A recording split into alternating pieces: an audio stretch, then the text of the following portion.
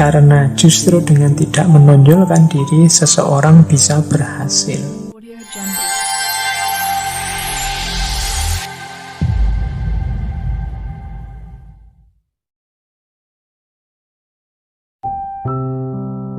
Ia tidak menampakkan diri, karenanya ia tidak terlihat di mana-mana. Ia tidak memberikan batasan tentang dirinya sendiri, karenanya ia berbeda. Ia tidak menonjolkan diri, karenanya ia berhasil. Ia tidak membanggakan karyanya, karenanya ia tetap tegak. Ia tidak bertengkar, dan justru karena itulah tidak ada orang di dunia ini dapat bertengkar dengan dia.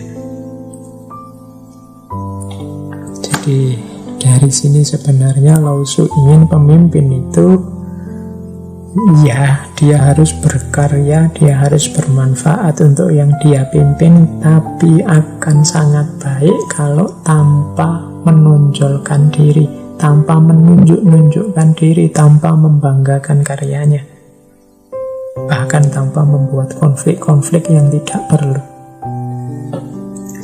Katanya Lao Tzu, orang yang berkarya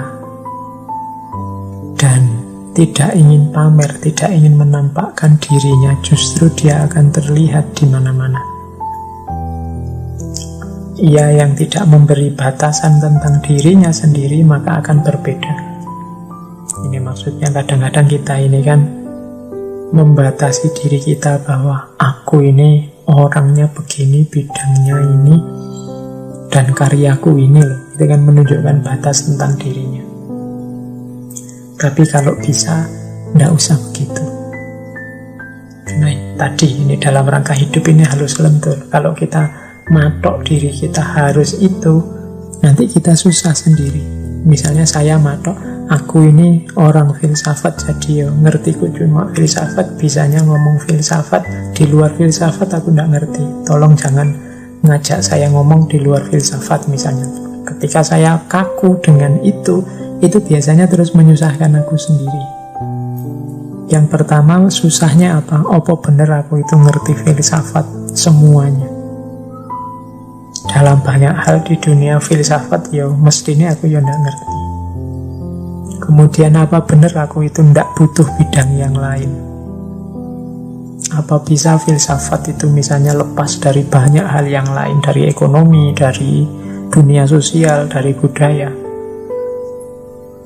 Kemudian selanjutnya kalau aku membatasi diriku sekaku itu, apa ya aku itu tidak ngerti sama sekali tentang bidang ilmu yang lain?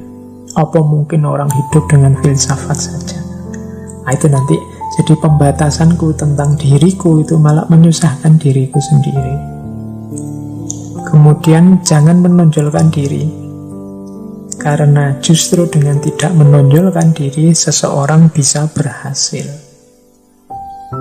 Kalau ini lebih mudah dipahami, karena orang yang menonjolkan diri, orang yang membanggakan karya selanjutnya itu kan biasanya orang yang sombong.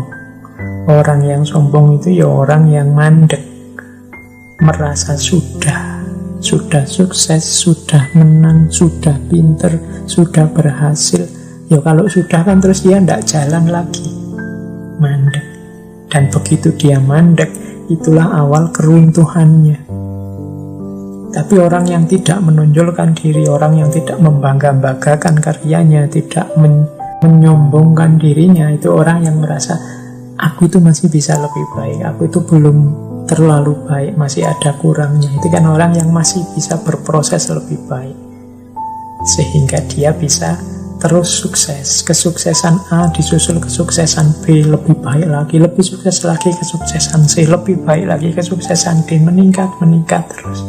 Maka ia yang tidak menonjolkan diri, karenanya ia berhasil. Ia yang tidak membanggakan karyanya, karenanya ia tetap tegak. Dan yang terakhir, ia yang tidak bertengkar, dan justru karena itulah tidak ada orang di dunia ini dapat bertengkar dengan dia. Jadi jadilah orang yang tidak bisa diajak bertengkar. Kalau bahasa Jawa ini ndak iso digarai, ndak bisa diprovokasi, ndak bisa dipancing untuk bertengkar. Kalau ada orang ngeritik dia, terima kasih. Kalau ada orang maki-maki dia, dia sabar. Kalau ada orang mengadu-adu dia dengan yang lain, ya dia orang memang pikirannya beda-beda. Jadi tidak bisa diajak konflik.